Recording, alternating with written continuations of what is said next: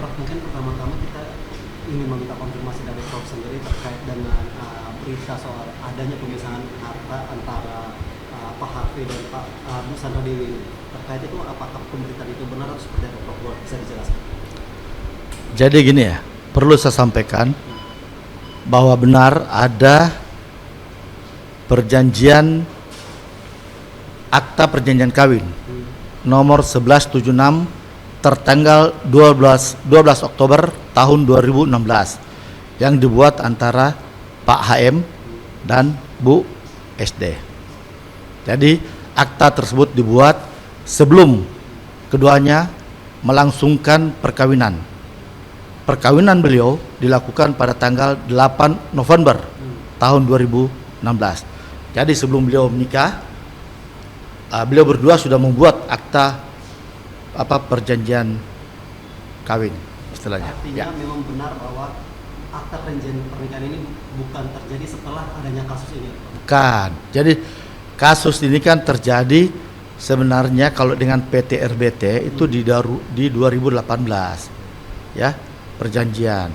Jadi nggak ada kaitan dengan perkawinan antara Bu Sandra dengan Pak Harvey, nggak ada. Dengan kasus ini nggak ada. Untuk perkembangan dari kasus Pak Harvey sendiri sejauh ini sudah sampai mana, Pak? Apa bisa dijelaskan? Masih dalam proses penyidikan. Penyidikan. Ya, kalau soal proses penyidikan tanyakan ke Kejagung aja ya.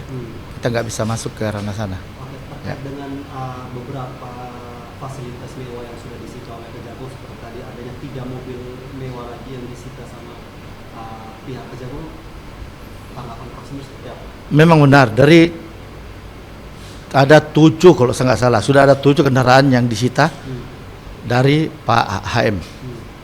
Terakhir ada 7 totalnya, terakhir 3 unit, 2 unit Ferrari dan 1 unit Mercedes. Total ada 7 mobil ya. Iya. Sementara itu yang lain-lainnya kan bisa tanyakan, sudah bisa baca di medsosnya, di media-media ya. Kalau dirupiahkan aset yang sudah disita dari pihak Kejagung ini, Saya nggak tahu, saya nggak bisa nilai, saya nggak lihat, nggak bisa nilai. oke. Nah, Prof, terkait dengan ini, Prof, apakah nanti juga akan ada penyelidikan terkait dengan pesawat jet dari Pak Harvey ini sendiri yang akan disita atau seperti apa? Nggak ada, itu kan sudah dikonfirmasi oleh Kejagung ya. Kalau soal itu tanyakan ke penyidik deh, ya. Nggak ada itu, pesawat itu nggak ada.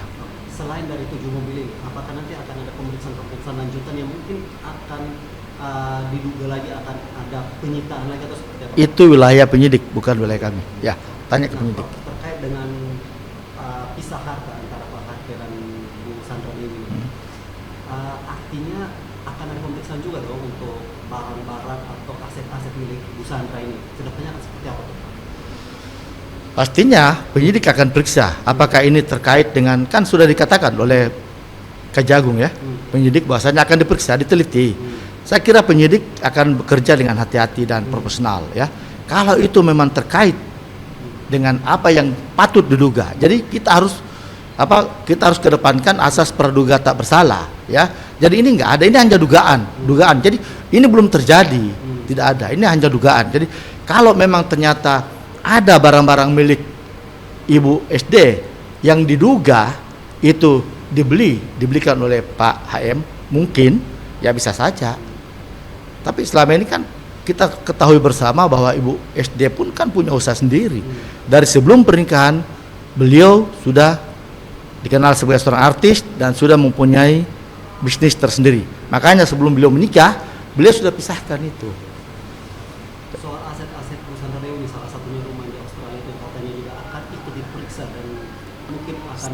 Saya belum mendengar itu. Saya belum tahu, saya belum dengar. Tanya ke penyidik aja. Ya. Prof, kita konfirmasi nih terkait dengan pemberitaan katanya Bu Sandra Dewi juga sendiri mungkin akan dimiskinkan karena beberapa aset itu juga terkait dengan kasus yang kemarin menimpa Pak Harvey, itu seperti apa, Prof? Nggak ada. Sampai saat ini belum ada. Penyidik masih bekerja ya. Kita tunggu aja lihat hasil kerja penyidik ya. Kita harus percaya ke penyidik, bahwasanya penyidik akan bekerja secara profesional. Ya. Mungkin Ya. keadaan dari Bu Sandra sendiri seperti apa nih, Prof, kalau bisa dijelaskan? Bu Sandra baik-baik aja. Kesehatannya atau Kesehatan memang agak terganggu karena beliau kan habis sakit ya. Sedikit aja habis sakit. Jadi beliau juga agak sakit. tapi kalau untuk dukungan dan dukungan Bu Sandra sendiri terhadap suaminya? Oh, sangat mendukung. Beliaulah pendukung pertama yang memberikan spirit kepada Pak HM. Mungkin, Sangat mendukung. mungkin ada pesan-pesan dari Bu Sandra ya, karena kita tahu sendiri bahwa Bu Sandra juga nggak mau untuk mengekspos diri ke media. Mungkin ada pesan-pesan khusus nggak yang diberikan kepada kuasa hukumnya Pak Harfi ini? Tidak ada, cuman kasihan kenapa ya? Karena kan ini kan kita tahu sendiri lah, medsos ini kan terlalu keji kadang-kadang ya. Jadi bahkan anaknya pun dibully. Makanya beliau sampai udahlah, daripada anak saya nggak tahu apa-apa jadi korban, udahlah saya hilang dulu dah, dari tutup IG-nya. Makanya kita harus selalu mengkedepankan itu asas praduga tak bersalah, ya. Nggak boleh kita menjustis seseorang langsung bersalah sebelum ada putusan pengadilan yang berkekuatan hukum tetap, ya kan? Jadi kita tunggulah, sebaiknya teman-teman rekan-rekan semua wartawan, saya sampaikan ayo kita tunggu dulu hasil di persidangan, ya. Nanti kita lihatlah bagaimana di persidangan nanti. Untuk apa kita siarkan juga berita-berita yang artinya toh juga nanti tidak sesuai dengan apa yang ada di fakta persidangan nanti. Kita tunggu aja sebetulnya. Yang terakhir, Prof, pesan yang Prof sampaikan sendiri terkait dengan permasalahan ini untuk masyarakat seperti apa? Bagaimana? Mungkin pesan yang Prof sampaikan untuk permasalahan ini seperti apa kepada masyarakat luas tentunya. Ya, saya pikir ginilah kepada masyarakat, kita tetap harus menganut asas praduga tak bersalah, ya. Bagaimana hukum ini bisa berkeadilan atau bagaimana hukum ini bisa berjalan dengan baik kalau orang yang belum diputus oleh pengadilan sudah kita menjustis bahwa orang itu bersalah. Jadi sebenarnya rekan-rekan ya wartawan, hukum itu harus bagus, bisa baik kalau teman-teman wartawan bisa pun memberitakan hal yang positif. Jadi tolong diberitakan aja hal-hal yang positif. Jangan yang bisa menyinggung sampai ke perasaan seseorang gitu loh. Ya. Nanti kita tunggulah kalau seseorang itu sudah diputus, sudah berkekuatan hukum tetap, ya. Sudah tidak ada upaya hukum lain yang bisa dilakukan, silahkan. Hak asasinya pun terganggu ya sudah risiko. Tetapi kalau belum ada putusan asas praduga tak bersalah, kita harus kedepankan. Pak Harfi kan sampai saat ini juga kan merasa tidak tahu apa yang dituduhkan gitu loh. Ya. Jadi nggak usah kita saling adu antara penyidik dan lawyer, jangan, ya. Karena penyidik penegak hukum, lawyer pun penegak hukum. Lawyer dengan penyidik sama-sama harus menegakkan hukum, ya. Udah. Jadi nanti putusan pengadilan lah nanti yang bisa menentukan apakah seorang terdakwa itu bersalah atau tidak. Saya kira cukup dah, ya. Oke.